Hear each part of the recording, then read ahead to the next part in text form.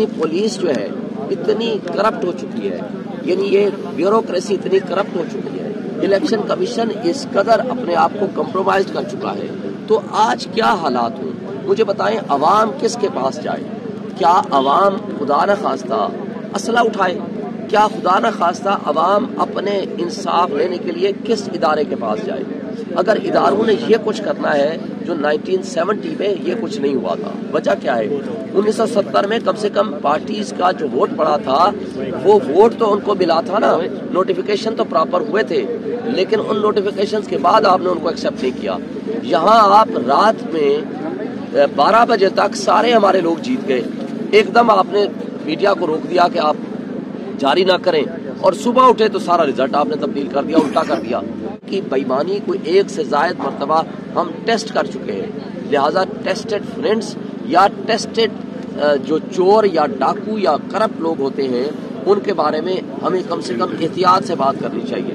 ان کی کرپشن اور ان کی بےایمانی ہمارے آنکھوں کے سامنے پہلے سے تھی۔ ہم نے کہا ہم تب جہاں سے جائیں گے جب آپ ہمیں رائٹنگ میں آرڈر دیں گے، اور انہیں رائٹنگ میں آرڈر دے دیا۔ میں ان سے پوچھتا ہوں کیا حکومت کے معاملات آپ اس انداز سے چلاتے ہیں جو کل آپ نے یہ رائٹنگ میں آرڈر دینے کے بعد پھر خفیہ طریقے سے طارق فضل کو بلا کے یہاں ٹیمپرنگ کی، اور ٹیمپرنگ کی کیا کی، کچھ بھی جو کیا آپ نے کیا، تو آپ نے پھر اس بات کا امکان ہے کہ رات کی تاریکی میں آپ نے کوئی فارم 48 جاری کر دیا ہوگا اور فارم 49 بھی جاری کر دیا ہوگا، جس کو بنیاد بنا کر الیکشن کمیشن نے بھی اپنے ہی آرڈرز کی وائلیشن میں آج یہ آرڈر کر دیا۔ میں کہتا ہوں کہ پاکستان کو ہم کس طرف لے کے جا رہے ہیں؟ جب آپ پاکستان میں کہتے ہو آئین نہیں ہے، پاکستان میں آپ کہتے ہو کہ قانون کو ہم نہیں مانتے، پاکستان کو کہتے ہو کہ لوگوں نے جو فیصلہ کر دیا، 1 لاکھ تقریباً 5,000 لوگوں نے مجھے ووٹ دیا، اتنی بڑی تعداد میں لوگ باہر نکلے، اس کے باوجود کمیونیکیشن کا اتنا بڑا گیپ تھا، موبائل نہیں تھا، نیٹ نہیں تھی، لیکن آپ سب کے سامنے ڈاکہ ڈالتے ہوئے شرم و حیا اگر آپ ختم کر بیٹھے ہیں، اگر آپ نے ان جرائم کو لیگلائز کر دیا ہے، تو وہ الیکشن کمیشن آف پاکستان جو اپنے آپ کو ایک آئینی ادارہ بھی کہتا ہے، واقعی ہے بھی، اور وہ اپنی توہین عدالت کی پاورز بھی ایکسرسائز کرتا ہے، مگر یہ توہین عدالت یا توہین الیکشن کمیشن آپ کو عمران خان کی طرف تو نظر آتا ہے، مگر جو آپ اپنے حکم کی توہین کر رہے ہیں وہ ہم توہین آپ کے عدالت، آپ کے حکم کی امپلیمنٹیشن کس کے پاس جا کر کریں گے؟ آپ جو توہین کر رہے ہوں آپ کے خلاف کون ایکشن لے گا؟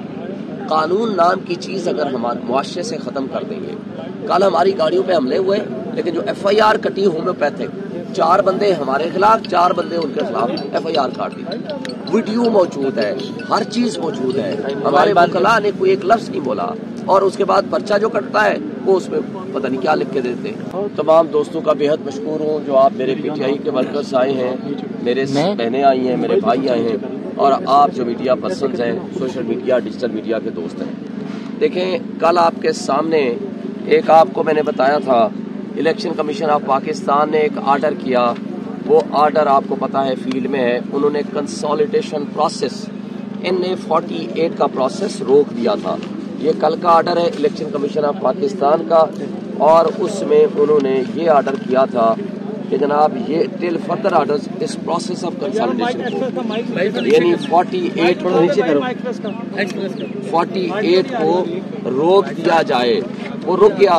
پھر جب ہم ادھر آئے آپ کے سامنے میڈیا کے سامنے، یہاں کا جو ریٹرننگ افسر تھا اس نے باقاعدہ ایک آرڈر پاس کیا، اور وہ آرڈر تھا آپ کے سامنے ریٹن آرڈر پاس کیا، وہ یہ تھا ان compliance of the orders of the election commission of Pakistan the consolidation process for NA 47 ICT has been postponed till further orders from the ECP۔ یہ 11/2 کا یہ آرڈر تھا، آپ کے سب کے دوستوں کے سامنے ہے۔ اس آرڈر کے بعد ہم یہاں رہے کوئی 2:30 بجے تک، ہم نے اپنا پروٹیسٹ بھی کیا، اپنی سارا کچھ جو ہم نے گفتگو تھی وہ آپ کے سامنے کی۔ اس کے بعد ہمیں پتہ چلا کہ ہمارے جانے کے بعد طارق فضل چودھری کو RO نے بلایا اور یہاں اندر رزلٹ کو ٹیمپرنگ شروع کر دی۔ اس کے بارے میں نے فوری طور پر ایک ویلاگ بھی کیا، اور میں نے الیکشن کمیشن آف پاکستان کو ایک لیٹر لکھا، اور اس لیٹر کے لکھنے کے بعد فوری طور پر الیکشن کمیشن نے بھی ایک آرڈر پاس کیا اور کہا کہ آپ اس کو دیکھیں، RO کو خط لکھ دیا۔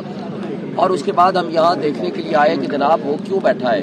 لیکن جب ہم یہاں آئے 15-20 وکلا تو جناب نہ صرف یہ کہ ہمیں اندر جانے نہیں دیا گیا، بلکہ اس کے بعد جب ہم واپس جانے لگے تو طارق فضل چودھری کے غنڈوں نے ہمارے وکلا پہ حملہ کیا، ہماری گاڑیاں توڑی، میری گاڑی بھی توڑی، میرے باقی وکلا دوستوں کی گاڑیاں بھی توڑی. ایک طرف کہتے ہیں نا چوری اور سینہ زوری، وہ ساری سامنے. اور اس سے زیادہ آج ہی میں ابھی کوئی آدھا گھنٹہ پہلے مجھے میڈیا کے دوستوں نے بتایا کہ نوٹیفیکیشن جاری ہو چکا ہے. اس نوٹیفیکیشن کی تاریخ ہے 11 فروری، یعنی یہ سب کچھ 11 کو ہوا. 11 صبح آرڈر ہوا الیکشن کمیشن کا ان دی پریزنس آف میڈیا، 11 بجے سے پہلے 12 بجے کنسالیڈیشن تھی. ہم یہاں 11:30 بجے آ گئے اور انہوں نے ہمیں لکھ کے دے دیا 11:30 بجے کہ آج کنسالیڈیشن نہیں ہوگی کیونکہ فارم 48 کے لیے ضروری ہے کہ تمام کینڈیڈیٹس وہاں موجود ہوں. اور وہ چکے الیکشن کمیشن سٹے دے چکا ہے تو یہ نہیں ہو سکتا.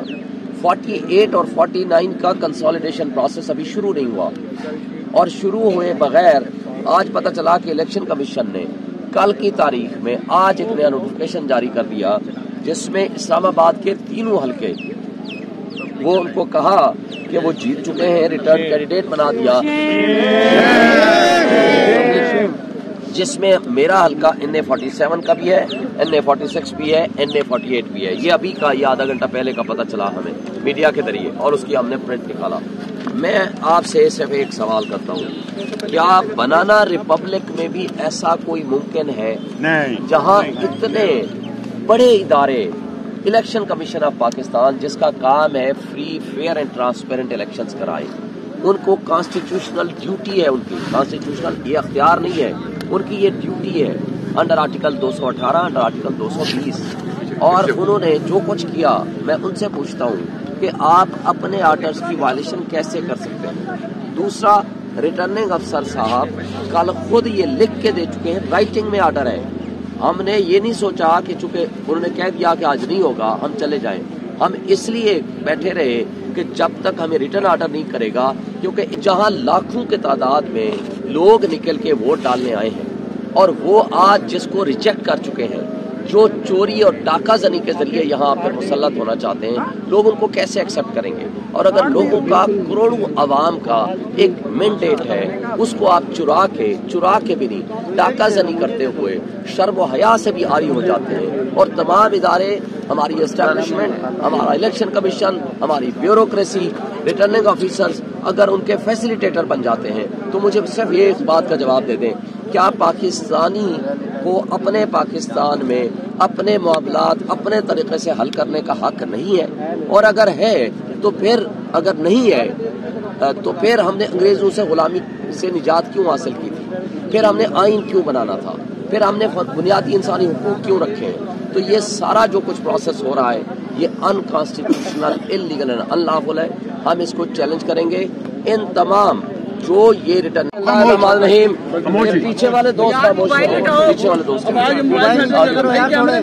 نہ صرف ایک آواز نہ آئے، کیونکہ ذرا سکون سے بات ہوگی تو آپ سے بات آپ کو بھی سمجھ آئے گی، شور نہیں ہوگا. اعوذ باللہ من الشیطان الرجیم، بسم اللہ الرحمن الرحیم. میں